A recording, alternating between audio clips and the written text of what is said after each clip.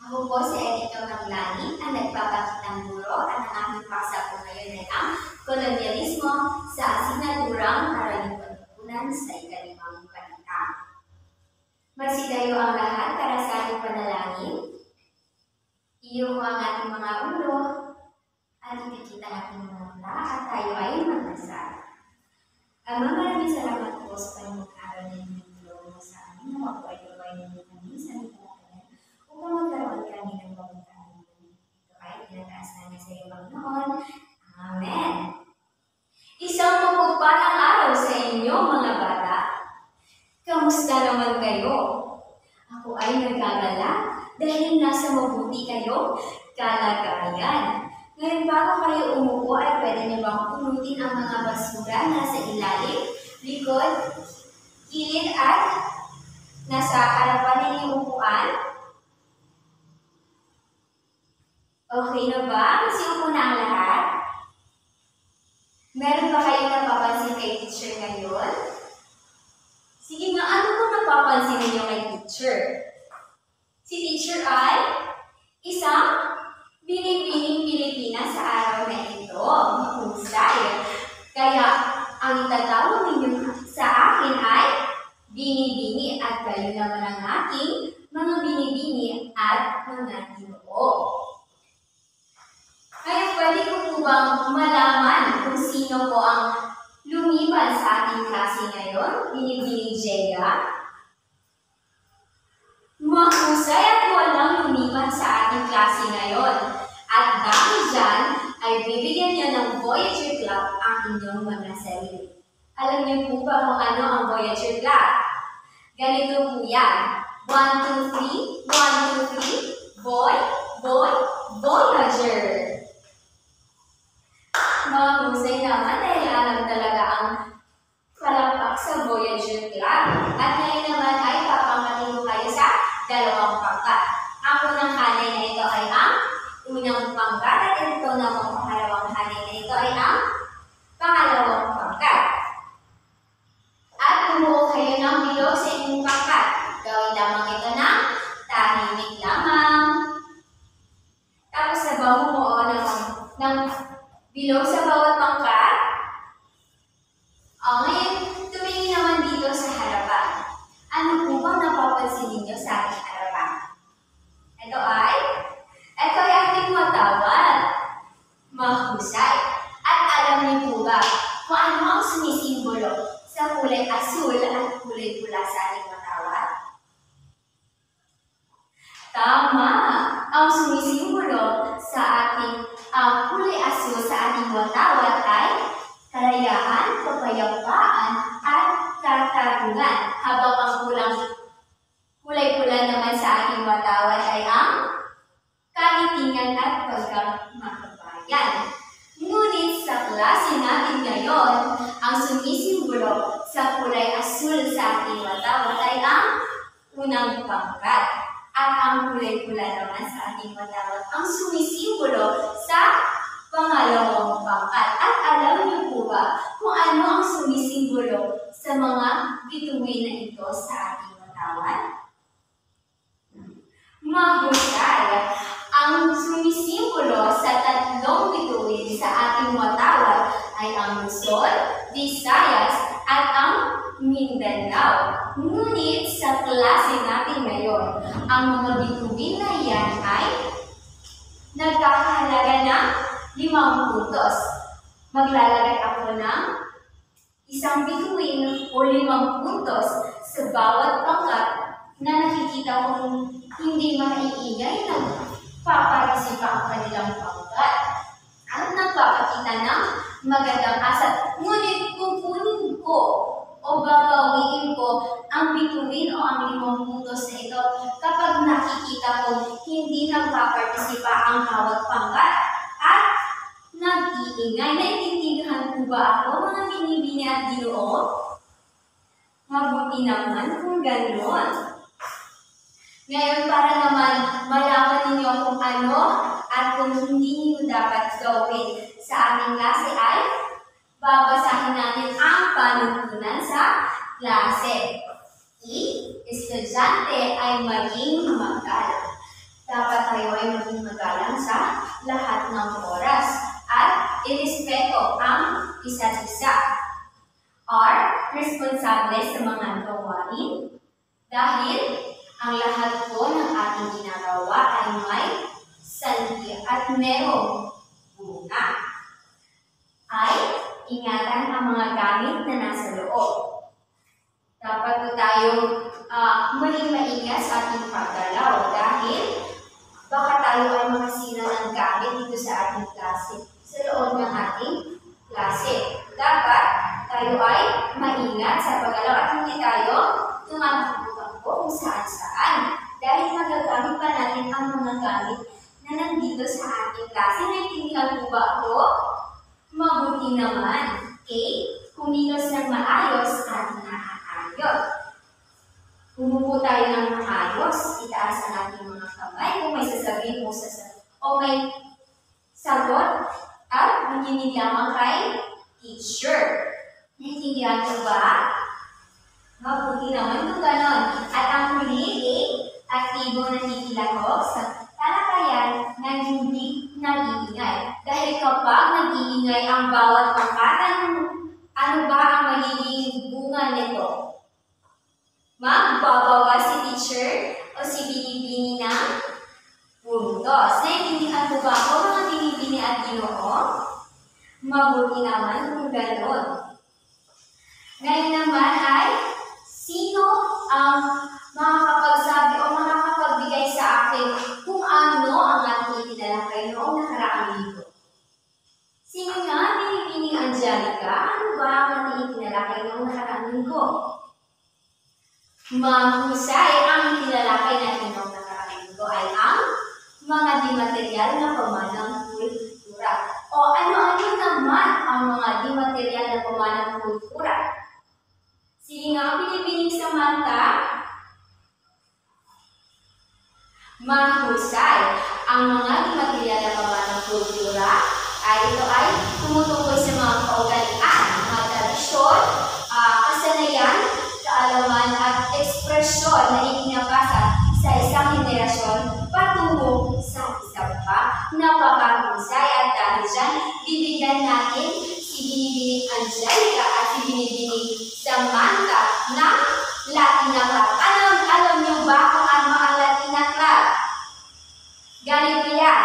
1, 2, 3. 1, 2, 3. Sobrang Latina. At bibigyan natin sila ng tig-isang bibigay o 5 puntos dahil napakalasin pa ang kanilang pangka. At dahil gusto ko talagang malaman kung meron ba talaga kayong natutunan o ang iba dito kung nakakaalala ba ba o meron pang gustong malaman patungkol doon sa aking tinalakay ng nakaraan nito ay magbibigay ako ng katanungan. At dahil dyan sa mga katanungan na yan ay gusto kayong bigyan nitong asul na watawat at pulang watawat. Ang gagawin ninyo ay itataas ninyo ang asul na watawat na ito kung ang mga tanong ay nagpapakita ng mga di-material na pamanang kultura.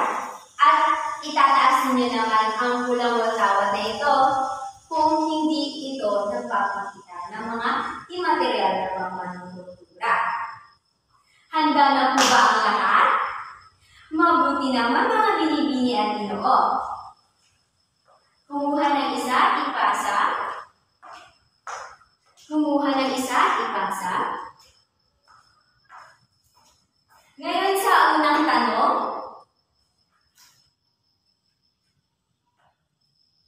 mga kwento, tula, alamat, at mga awit na ipinapasa sa pamamagitan ng bibig. Ano po ito? Ano pong sagot dito? Ito ay asul na watawat dahil nagpapakita ito ng mga di-material na pamanang kultura. Pangalawang tanong, mga paniniwala at filosofiya na nagsisilbing gabay na pamumuhay sa isang komunidad. Ano po ito? Ito ay nagpapakita ng di-material na pamanang kultura. Kaya ito ay asul na watawat. Mahusay. Ang pangatlong katanungan, nakakasanayan sa paggamit ng teknolohiya. Ano po ba ito? Ito ay hindi nagpapakita ng imaterial na pamanang kultura. Kaya ito ay pulang watawan, mahusay. Pang-apat na katanungan, mga ritual at seremonya na nagmamarka na mahalagang pangyayari. Ano po ba ito? Ito ay kulay asul na watawat dahil napapakita ito ng di material na pamanang kultura, mahusay. Ang panglimang katanungan ay pagtatanghal ng mga sayaw, musika, teatro at ibang mga anyo ng pagtatanghal. Ito ay asul na watawat dahil napapakita ito ng di material na pamanang kultura, mahusay. At talagang naiintindihan at meron kayong nabubuhan sa ating talakayan noong nakaraang linggo. At dahil dyan, meron akong ipapakita o ipapanood sa inyo na video. Ngunit, papanoorin lamang ito ng tahimik lamang. Naiintindihan po ba ako? Hahanapin muna natin ang video.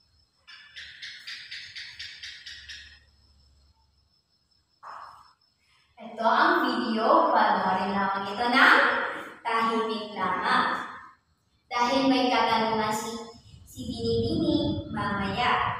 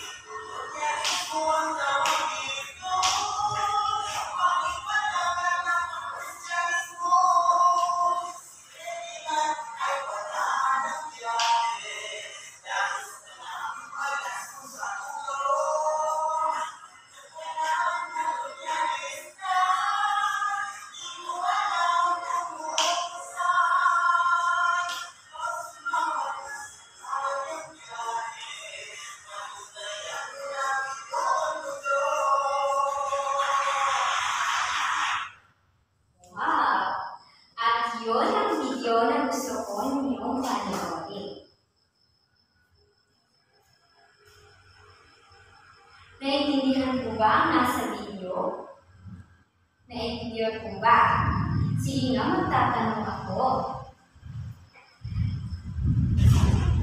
Ano po ba sa tingin ninyo? Kung patungkol po ba saan ang video ng pinanood ninyo? Unang pangkat? Ito ay awitin patungkol sa paglalaya ni Magellan. Ano naman at para saan po ba ang video na inyong pinanood? Pangalawang pangkat. Ito ay patungkol sa kung ano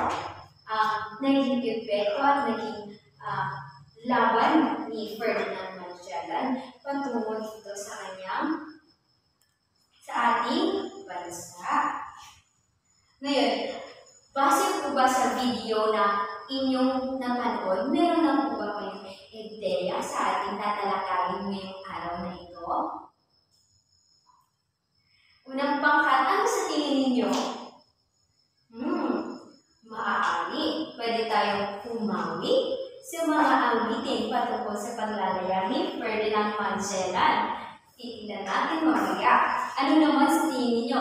O meron po ba kayong ideya? Pangalawang pangkat. Tingin ninyo, kolonyalismo? Dahil sa kanta? Maaari. Titignan natin kung tama po ba ang inyong naging ideya. Tama! Ang tatalakayin natin sa araw na ito ay ang kolonyalismo. Muli bago tayo dumako sa ating talakayan ay babasahin muna natin ang ating layunin sa araw na ito. Lahat sabay-sabay, pagkatapos ng aralin ang mga mag-aaral ay inaasahang nakikilala ang kolonyalismo at epekto nito sa bansa. Nakakalahok ng aktibo sa talakayan at pangkat ng gawain kaugnay sa kolonyalismo at naipapakita ang pagpapahalaga ng kolonyalismo sa pang-araw-araw na. Alam niyo ba, sabi sa akin ng mga ating ninuno noon, kasi nakausap ko sila kanina, ang sabi nila, ang kolonyalismo raw ay isang sistema kung saan isang makapangyarihang bansa o mas tinatawag na kolonisador katulad ni Ferdinand Magellan ay sila yung nagtatatag ng kontrol. Sila rin ito rin ang kadalasan nagsasangkot sa pagsasakop, sa pagsasamantala ng mga likas na yaman at pagpapataw ng kultura at paniniwala ng mga kolonisador sa mga kolonyal. Sino po ba ang kolonyal? Yun pong bansa na kanilang sinakop. Yun po ang tawag sa mga hinang bansa na naisakop ng mga kolonisador. Hindi lamang ito isang pangyayari sa nakaraan.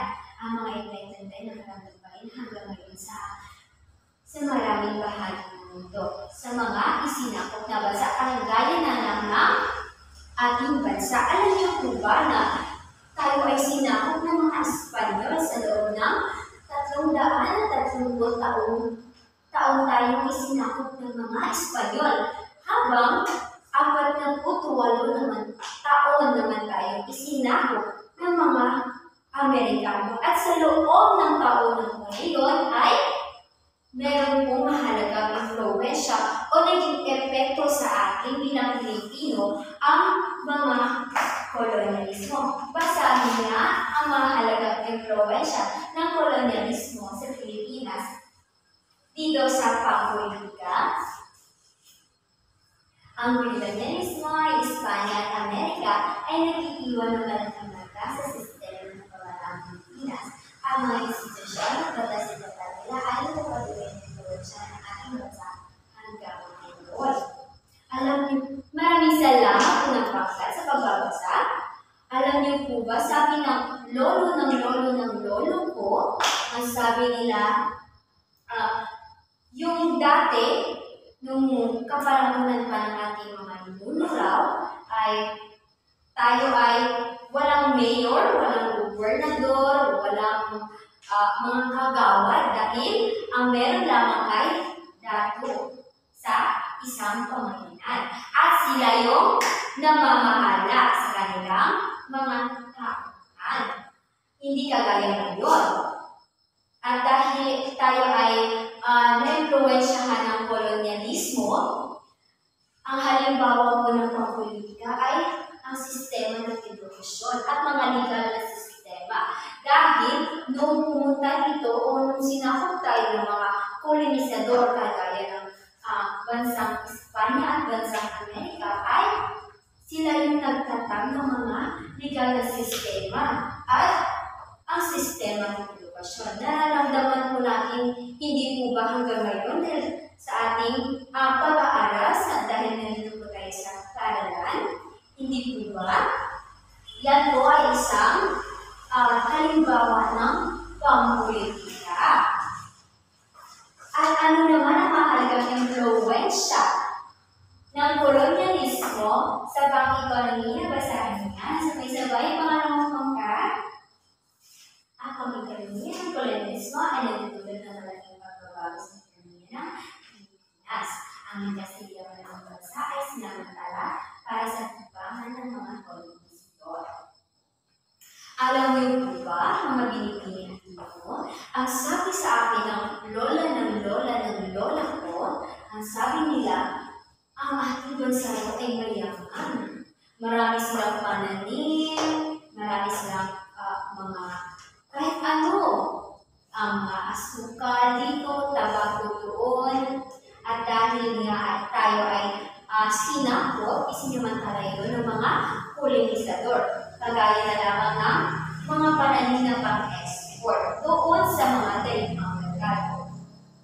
Dahil dito ay hindi na natin nagagamit ng ating mga produkto. Ngunit, bagaman hindi na yun nagagamit ng ating mga Pilipino, nagagamit natin ang sarili nating produkto, ay mas malaki ang kinikita ng mga pinag-export natin, hindi kagaya dito sa ating bansa. Pero yun nga, hindi na natin nagagamit kung ano ang sarili nating produkto. Ano naman ang mahalagang impluwensya ng kolonyalismo sa panlipunan at pangkultura? Basahin niya, sabay-sabay, unang pangkat. Ang kolonyalismo ay may malaking epekto sa kultura at lipunan ng Pilipinas. Ang Espanyol at Ingles na dinahon na natin ang araw na buhay. Alam niyo po ba na sabi ng mama ko? Dati, sila ay nakakapagsabi pa ng mga ang ating salitang wika, ang ating wikang Tagalog, ang ating kinagisnang wika. Ngunit, dahil napunta dito at sinakop tayo ng mga Amerikano at mga Espanyol, ay mas nangingibabaw ang ating pagsasalita o pagsasabi ng mga wikang Ingles at wikang Espanyol. Kung pupunta tayo sa Zamboanga City, ano po ba ang wika nilang dialekto? Sila ay Zamboangueño, nahawa iyon sa wika ng mga Espanyol. At kahit dito sa ating paaralan, hindi po ba mas nangingibabaw ang pagwiwika natin ng mga Ingles sa ating pagre-reporting, sa ating presentasyon? At kahit meron tayo makasalubong na ating mga guro, hindi po ba sinasabi natin sa Ingles na magandang umaga ay good morning, teacher? Hindi po ba? Hanggang ngayon ay mas nangingibabaw ang wikang Ingles at Espanyol sa ating pang-araw-araw ng buhay. At isa yun sa mga mahalagang impluwensya ng kolonyalismo dito sa ating Pilipinas sa panlipunan at pangkultura. Ngayon naman ay basahin ng sabay-sabay. Pangalawang pangkat, ang impluwensya ng pang-edukasyon na dulot ng kolonyalismo. Ang sistema ng edukasyon sa Pilipinas ay disiplina kolonyalismo. Ang pagkakilala ng mga paaralan at universidad at pagkakilala sa kailangan ng edukasyon. Dito sa pang-edukasyon ay dahil nga ay tayo sinakop ng mga Espanyol at ng Amerika, ay mas umunlad ang ating edukasyon. Dahil sila ay nagtatag ng mga universidad para sa mga kolehiyo at mga paaralan para sa ating mga kababayan at mga bata. At dahil dyan ay mas umunlad pa ang ating edukasyon, ang sistema ng ating edukasyon. Ngunit, bagaman mas umunlad ang ating sistema ng edukasyon, ay yung curriculum po ng ating edukasyon ay mas nakatutok o interes yun ng ating mga dayumang sa dayumang bansa. Dahil nga sa mga wikang panturo at ang mga wikang Ingles na mas nangingibabaw sa ating panghanap-hanap na buhay. Naintindihan po ba? Mabuti naman kung naiintindihan. At muna ulit ang mga mahalagang impluwensya ng kolonyalismo sa Pilipinas. Una, pangpolitika. Pangalawa, pang-ekonomiya. Pangtatlo, panglipunan at pangkultura. Pang-apat, anong mga po ba yun? Pang-edukasyon. Mabuti naman kung naiintindihan ninyo. May katanungan po ba? Wala na po ba? Naiintindihan po ba talaga ang ating itinalakay ngayong araw na ito? Mabuti naman kung gano'n. At dahil dyan, ay magbibigay ako ng panggatang gawain sa inyo. Ang bawat grupo ay bibigyan ko ng kartulinang papel. At nandito sa kartulinang papel ang mga kategorya na hinahanap. Ang tawag sa panggatang gawain natin ngayon ay scattered words. Kung nakikita ninyo ang babala na sa sahig, ay dyan niyo po hanapin ang mga wikang ipinaghihiwalay ko. At bubuin ninyo yun at ilalagay ninyo dito sa kartulinang papel na ayon sa kategoryang hinahanap. Ito po ang unang pangkat at ito naman ang pangalawang pangkat. Magpapaunahan ang bawat pangkat sa paghahanap at pagbubuo ng mga wikang ipinaghihiwalay at ilalagay yun sa kategoryang hinahanap. Naiintindihan niyo ba ako? Bibigyan ko lamang po kayo ng 5 minuto para sa gawain ito. Handa na po ba ang lahat? Maaari na kayo magsimula. Mahusay dahil sabay na natapos ang bawat pangkat, ang unang pangkat at ang ikalawang pangkat. Titignan nga natin kung tama po ba ang naisagot ng unang pangkat sa kategorya hinahanap. Titignan nga natin kung tama ba ang naisagot ng unang pangkat. Kolonyalismo. At ang halimbawa ng kolonyalismo. Ang kolonyalismo ay ang sistema ng isang kolonya ng isang bansa sa ibang bansa o teritoryo. Ang pananakit ng bansa o pagkotol sa ibang bansa, pag-impluwensya ng bansa, pagsasamantala sa isang bansa. Tama. Check. At dahil tama ang lahat ng sagot sa unang pangkat, ay bibigyan ko ng 5 bituin ang inyong pangkat. 1, 2, 3, 4, 5, 5. O nakakatumbas dito ng 25 puntos. Titignan naman natin kung tama po ba ang kategorya na nilagay ng mga pangalawang pangkat.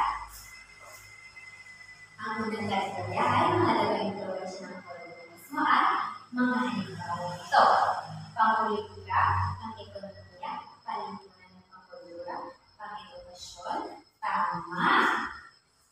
Mga sistema ng pamahalaan at edukasyon, mga panahon ng pang-export, pagkilala sa wikang Espanyol at Ingles, hindi yung Katoliko, pagkilala ng universidad, at mga paaralan. Tama! Tama ang lahat ng isinagot sa pangalawang pangkat, kaya bibigyan ko sila ng 5 bituin o nakakatubas ng 25 puntos. 1, 2, 3, 4, 5. Nasiyahan po ba kayo sa ating panggatang gawain na ginawa kanina? Mabuti naman kung gano'n. Ngayon, tungkol niya saan ang ating itinalakay noong nakaraan. Ay, patungkol saan nga ang ating itinalakay ngayong araw? Patungkol sa kolonyalismo. Magaling! At patungkol sa kolonyalismo at ang mga mahalagang impluwensya ng mga kolonyalismo. Isa-isa niya natin kung ano yung mga mahalagang impluwensya ng kolonyalismo.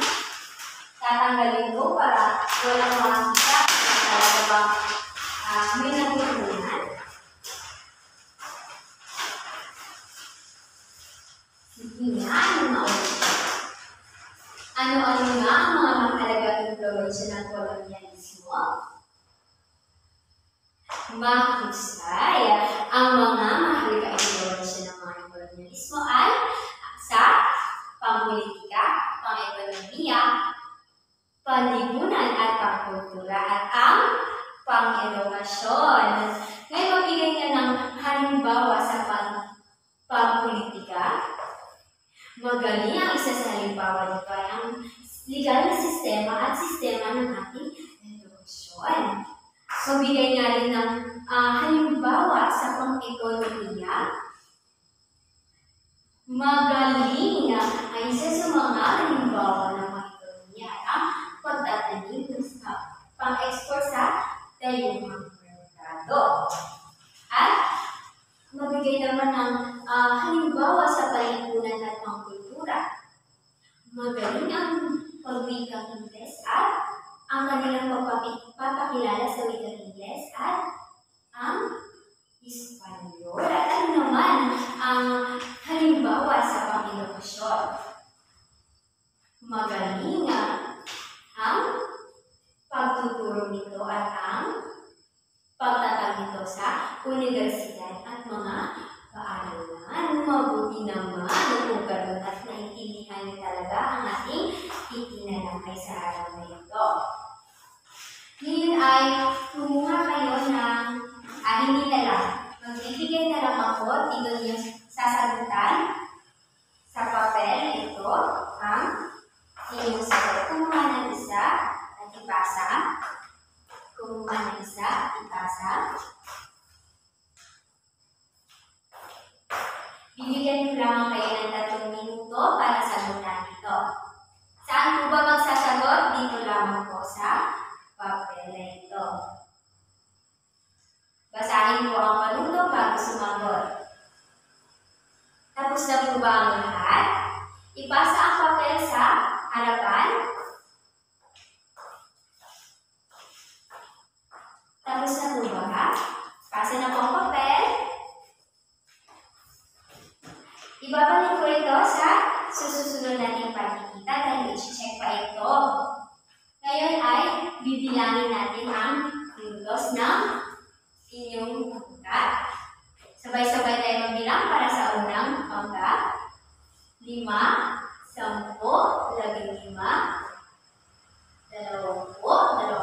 25, at 30 puntos. Ang nakuha ng unang pangkat. Ang pangalawang pangkat naman sabay-sabay. 5, 10, 15, 15, 20, 25,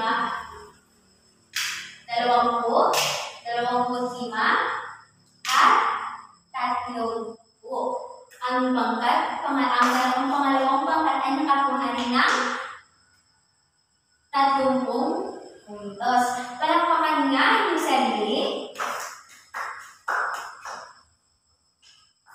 Ngayon ay sa inyong kwaderno ay magsusulat kayo ng para yan sa inyong takdang aralin. Magsusulat kayo ng 5 positibong epekto ng kolonyalismo at 5 negatibong epekto rin ng kolonyalismo. At ipapasok po yan sa susunod na pagkikita. Naiintindihan po ba ako? Mabuti naman kung gano'n. Ngayon ay tumayo ang lahat para sa panalangin. Iyo po ang ating mga ulo at tayo ay mag-usal. Ama, maraming salamat po sa panibagong araw na ito na kami po ay may natutunan na ulit. Salamat